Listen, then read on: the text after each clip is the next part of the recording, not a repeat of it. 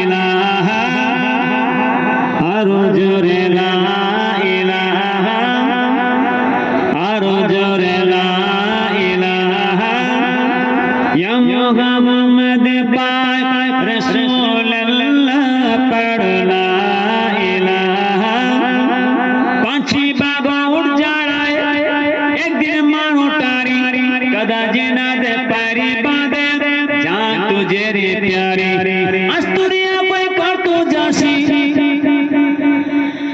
মাশাআল্লাহ। আজ আছেন কাল আওয়াজ দেন না আজ আছেন কাল না আল্লাহর হুকুম হবে বিদায় নিয়ে চলে যাবেন ঘরে যেতে হবে। তাপ করি সাহেব বিদায় নিয়ে চলে গেলেন লাশ ফাটিয়ার শোনো আছে জানাজার নামাজ হবে আর মাত্র 5 মিনিট বাকি আছে। এবারে বলে পাপ ওসিয়ত করে যাচ্ছে আমার জানাজার নামাজ না পড়ে ইমাম সাহেব জানাজার নামাজ পড়াবে লাশ ময়দানে হাজির জানাজার নামাজ হবে জানাজার নামাজ হবে ইমাম সাহেব জানাজার নামাজ পড়াবে। যখন লাশ দিয়ে চলে গেছে ঘরে একটা আওয়াজ চলছে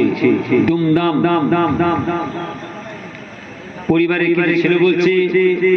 জানাজার নামাজ পড়ুক মাটি দিক আবার কিছু পরিবারের ছেলে মেয়ে বলছে না হাত ভেঙে দেবো পা ভেঙে দেবো বাপের লাশ শোনো আছে জানাজার নামাজ হবে এদিকে বাইরে চলছে কিছু পরিবারের ছেলে মেয়ে বলছে জানাজার নামাজ পড়ুক আবার কিছু বলছে না হবে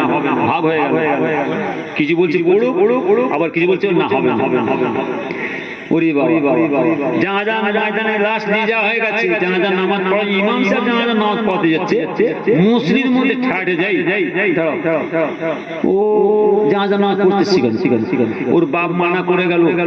আমাদের বারবার বলে গেছে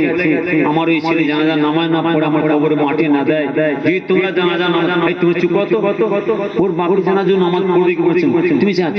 তুমি চুপ করো হ্যাঁ মসজিদ নামাজ পড়তে যাও ওর বাপ নামাজ আমাদের বারবার বলতো যে আমার জানাজার নামাজ তোমরা পড়তে দাও তোমার সে কিয়ামত ব্যাস কিছু মুসলিম বলছে জানাজার নামাজ পড়ুক আবার কিছু মুসলিম বলছে না হবে দুটো ভাগ হয়ে গেল এই কথা বুঝতে পারছেন